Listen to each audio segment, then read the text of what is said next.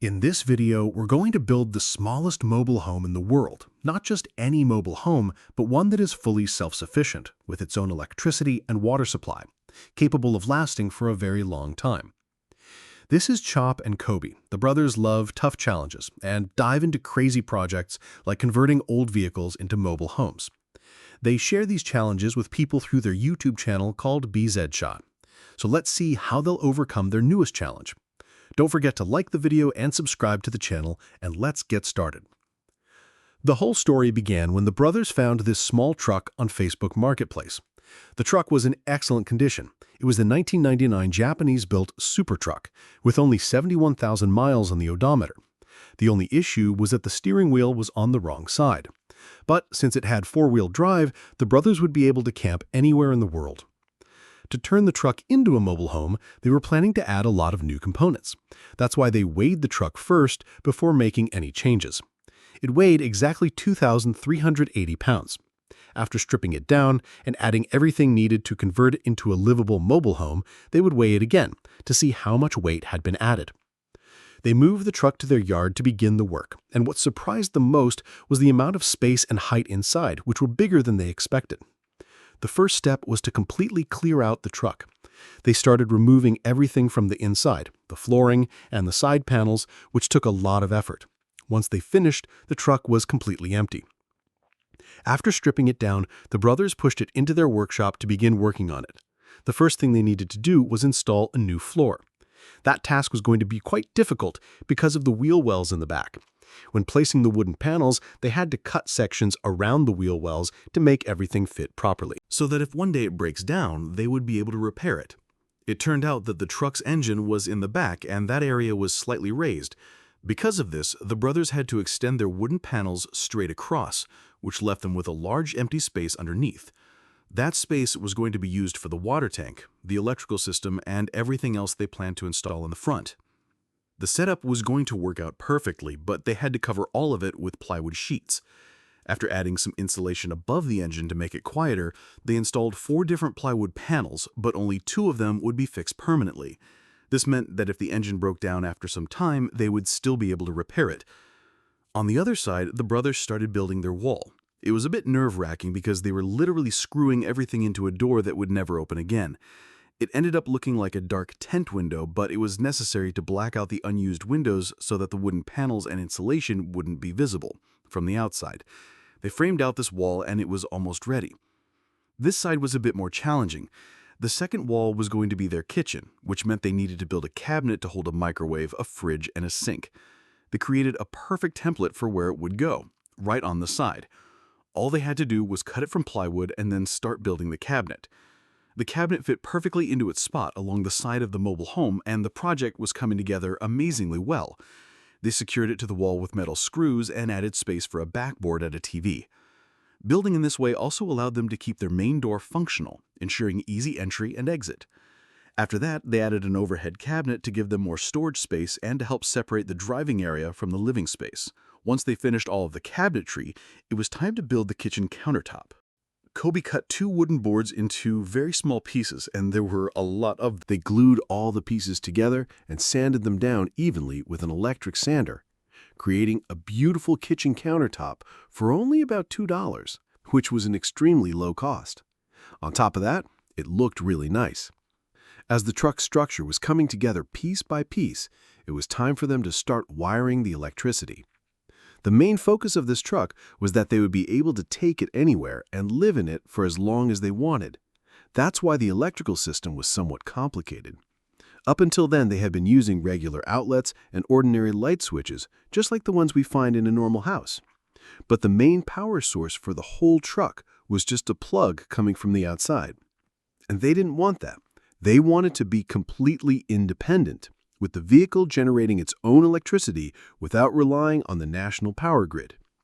For that reason, the brothers began the long and difficult process of installing everything they needed, water, electricity, and more, inside the truck to achieve full independence.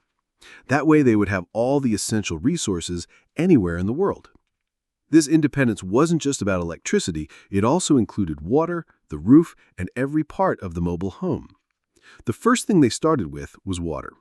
They brought in their freshwater tank, which would store water for the shower and sink. As expected, having water on the road is extremely important. In this truck, they managed to install a 21-gallon tank, which could provide daily showers for an entire week. The second essential component for achieving independence was electricity, and it all began under this seat. The truck's original battery was fine, but far too small. They replaced it with these two large batteries, and after placing them in position, they connected them in parallel. This gave them a total capacity of 220 amps, which is enough to keep an iPhone running for nearly a year. Then they went back to the water tank, which needed to be filled in a specific way. So they added an opening on the side where they could connect a garden hose. Once installed, it looked great. But to actually pump water out of the tank, they needed a pump. The pump setup was really useful because whenever they turned on something like the sink, the pump would automatically start working.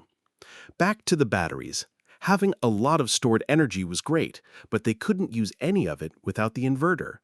This box converted the battery power into alternating current, the same kind of electricity we normally use in our homes. They tested it by flipping the switch, and the inverter worked perfectly. Of course, these batteries could run out at any time, and recharging them would be very difficult. That's why the brothers thought about it for a long time and finally came up with a solution: a solar power system that would constantly provide electricity.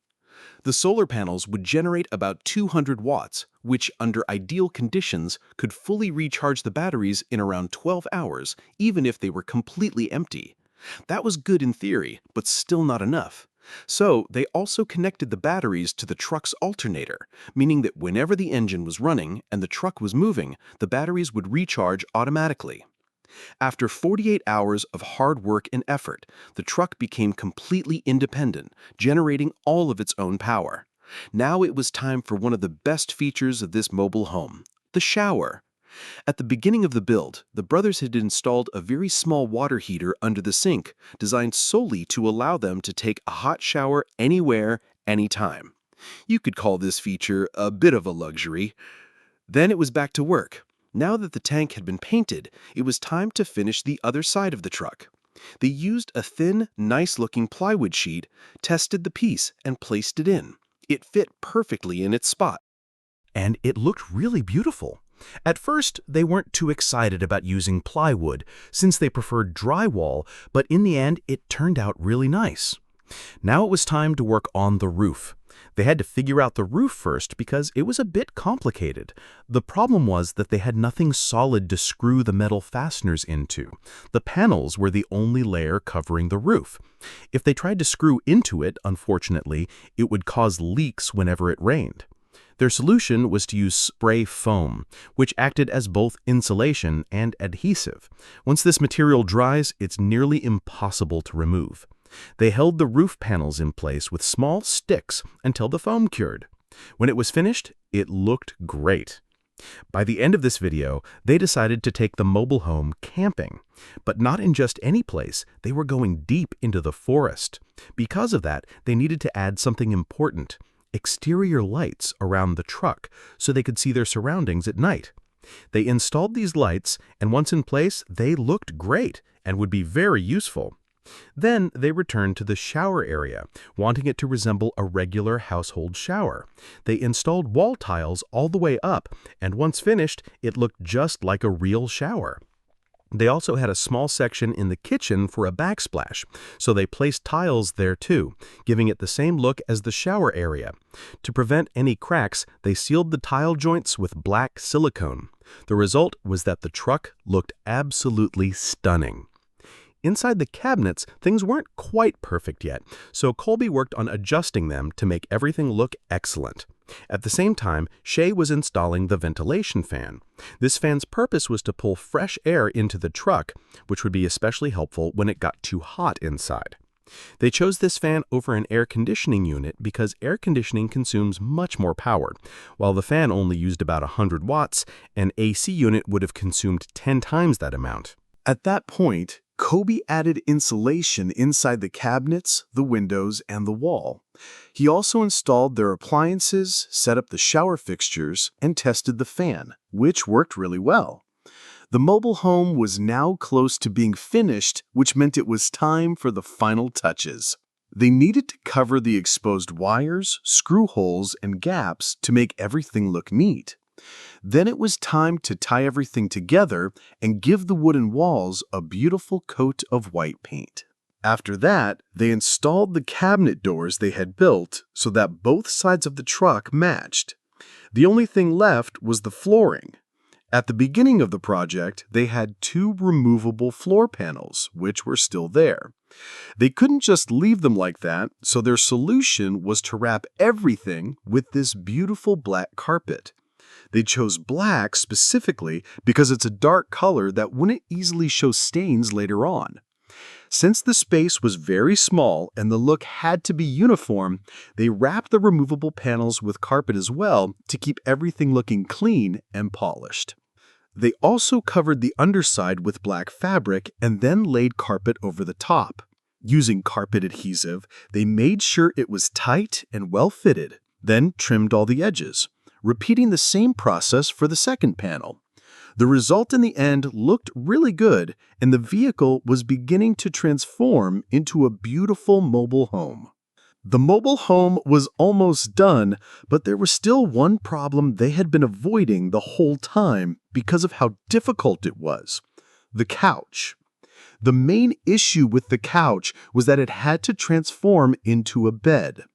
Their idea was to use 2 wooden panels connected with hinges, which could fold out to create both a bed and a sofa at the same time. One of Kobe's hobbies, and something he was really skilled at, was sewing. So he bought fabric from the store and began stitching it into a box-shaped cover. The result looked excellent, and later they could stuff it with foam. They also wanted to save money in the process. So they bought mattress toppers and cheap foam from Walmart, cut the foam to fit on top of the wooden panels, and then made fabric covers to turn them into cushions. They stapled the fabric securely onto the wood, then reattached the hinges, and the final result was excellent. This gave them a sofa that could also transform into a bed, and it looked really good. Finally, after almost 2 months of work, it was time to roll the mobile home out of the workshop and actually take it camping. The weather turned against them a little, but that wasn't a problem. It was actually a good opportunity to test the truck's 4-wheel drive.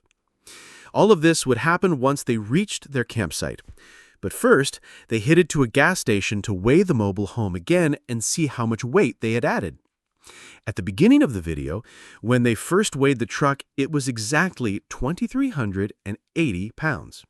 After all the work they had done, and with both the fuel tank and the water tank completely full, the new weight was 2,900 pounds. That meant they had only added about 520 pounds, which was a huge achievement. With this manageable weight, the brothers began driving toward their campsite, which was about 100 miles away. That location had electricity, water, internet, and flat land, but this truck was built for something different. It was designed for the forest and the middle of nowhere, and that's exactly where they were taking it. They were now in Eve, and the only way to get there was through a very muddy road. But this was the perfect chance to see how far the truck's drive system could take them. Muddy roads are difficult to drive on because they're as slippery as ice. After some struggle and effort, the truck managed to get through that section, and the brothers were thrilled that it worked. But they still wanted to test the true strength of the 4-wheel drive. Up ahead, they saw a very steep hill. First, they tried to climb it in 2-wheel drive, but unfortunately, the truck couldn't make it at all. It couldn't get over the hill. So they immediately switched to 4-wheel drive. The moment they switched the truck into 4-wheel drive, it immediately managed to climb the entire hill. That feature made them fall in love with this mobile home even more. They finally reached their campsite without any problems, despite all the struggles they had gone through. They had actually done it. This was the smallest mobile home in the world. The front door was functional and could be opened, and of course the back door could also be opened. But the side door had been completely sealed and would never open again.